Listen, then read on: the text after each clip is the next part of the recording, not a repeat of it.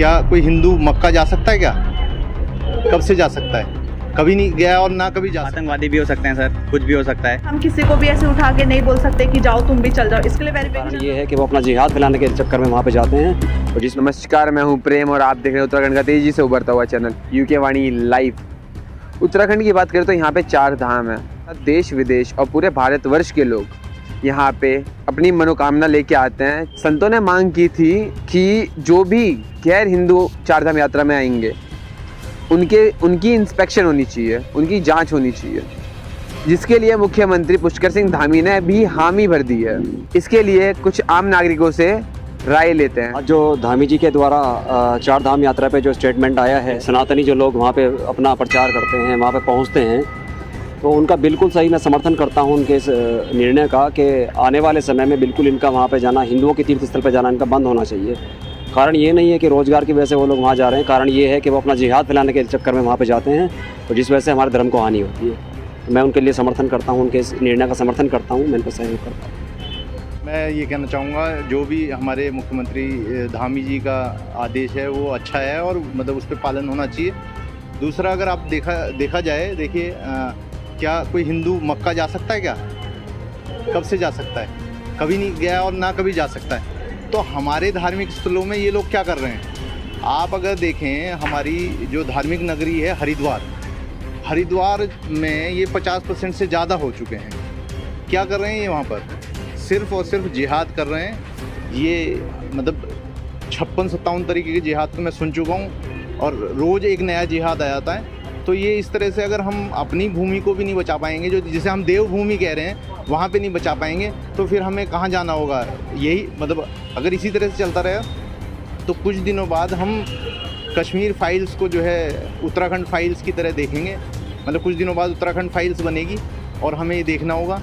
तो धामी जी ने जो भी निर्णय लिया है या जो भी वो निर्णय लेना चाह रहे हैं वो बहुत ही अच्छा है और हम उसका स्वागत करते हैं और हर उत्तराखंड वासी को उसका स्वागत करना चाहिए, क्योंकि जिस तरह से इनका जिहादी मोटिव जो चल रहा है यहाँ पे ग्राउंड पे, वो आप देखेंगे तो ये धीरे धीरे संगठित होकर के ये आतंकवाद का पर्यायवाची तो पूरी दुनिया में हो गया। आपने 2 दिन पहले की न्यूज़ सुनी होगी कि स्वीडन में ये जो है, मतलब आप देखें पूरी दुनिया में जहाँ भी कुछ हो रहा है गड़बड़, वो कौन कर रहा है? एक समुदाय विशेष कर रहा है। और लोग कहते हैं कि भैया आतंकवाद का कोई धर्म नहीं होता। अरे धर्म नहीं होता है तो हर जगह सिर्फ एक समुदाय विशेष ही क्यों आतंकवादी गतिविधियों में लिप्त है?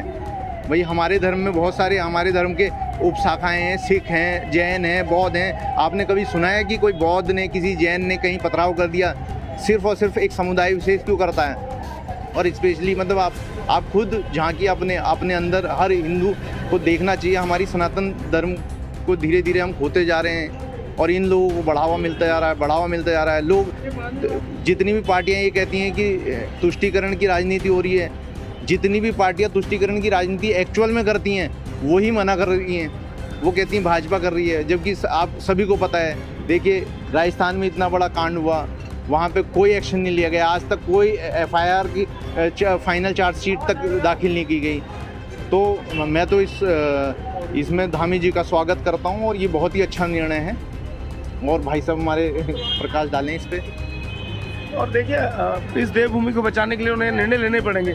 आज स्थिति क्या है कि जो लॉस बना हुआ है, आप देखेंगे हरिद्वार का एक लॉस है नगर निगम का कि संध्या के समय वहाँ पर कोई भी गैर हिंदू नहीं रह सकता हर की पैड़ी पे। और जबकि आज आप देखेंगे हर की पैड़ी के ठीक सामने एक बस्ती बसा दी गई है और उसमें कई बार ये चीज़ें आई हैं कि वहाँ रोहिंग्या और बांग्लादेशी मुसलमान हैं। और दिल्ली जहांगीरपुर का जो वाक़या हुआ है कल, जिस प्रकार पथराव हुआ है हमारी शोभा यात्राओं पर हिंदू समाज की, वो पथराव करने वाले भी वो बांग्लादेशी और रोहिंग्या ही हैं, जिनका पालन पोषण वहाँ पर आप सरकार उनका कर रही है और लगातार उनको बिजली, पानी, सड़क और अन्य सुविधाएं मुहैया करा रही हैं। तो कहीं ना कहीं आतंकवाद को बढ़ाने के लिए ये विपक्ष लगा हुआ है और पूरे देश भर में दंगे कराने की सुनिश्चित षड्यंत्र है, जिसमें देहरादून भी इसका एक हिस्सा बनने वाला था।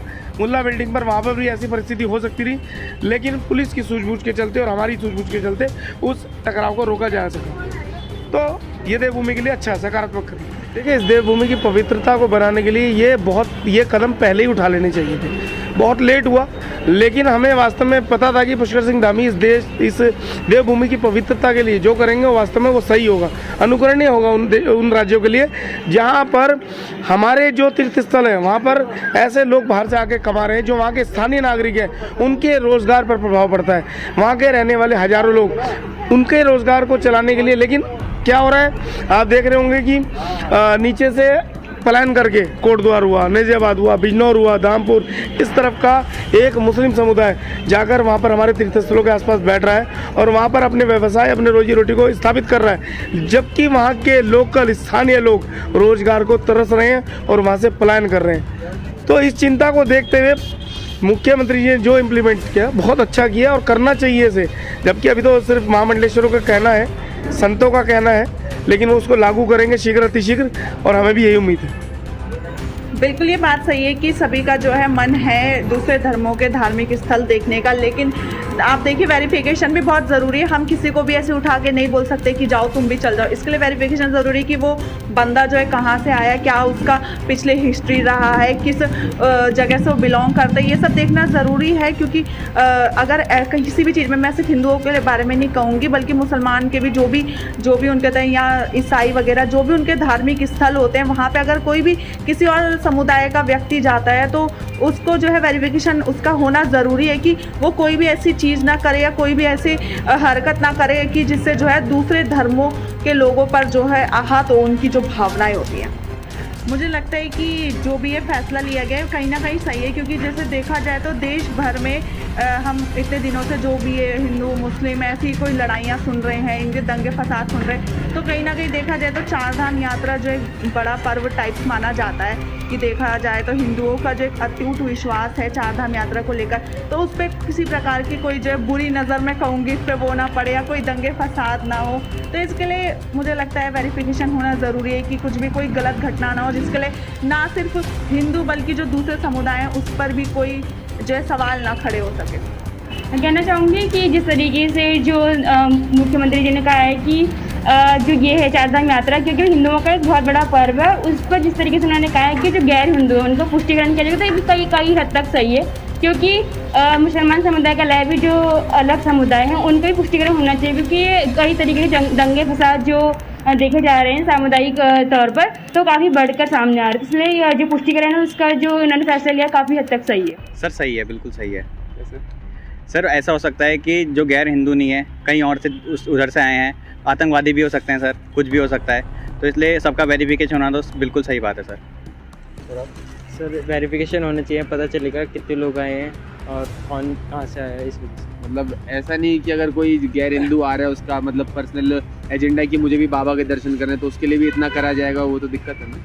हाँ सर ऐसा हो सकता है ना कि वो जिसकी जो इच्छा से आ रहा है गैर हिंदू है, अपनी इच्छा से उसका वेरिफिकेशन पता लग जाएगा वो हमारे देश का है या नहीं है, बाहर के देश का उसका क्या एजेंडा है, सब कुछ सर उससे पता लग जाएगा ना कि जो हमारे देश का है या नहीं है, या उसके क्या इंटेंशंस हैं। इससे भी हमें बहुत वो लगेगा कि जब वेरीफाई हो जाएगा तो उसको वो जा सकता है, उससे डर ही नहीं है कि अगर वो भारत शहर देश का है हमारे, तो उससे कोई डर ही नहीं रहेगा वेरीफाई कराने में। बिल्कुल वेरिफिकेशन होना चाहिए, क्योंकि जब भी कोई बाहर से आता है तो उसकी आइडेंटिटी हमें पहले चेक करनी चाहिए कि हमारा वो करता है कि नहीं करता है। अगर कोई ऐसे कई लोग घुसपैठिया भी आ जाते हैं अपना वेश बदल के, तो उनका वेरिफिकेशन करना जरूरी है, तभी तो उनमें थोड़ा पता चलेगा कि कौन घुसपैठिया है और कौन हमारा देश का जो है नागरिक है, तो इसलिए वेरिफिकेशन होना ज़रूरी है।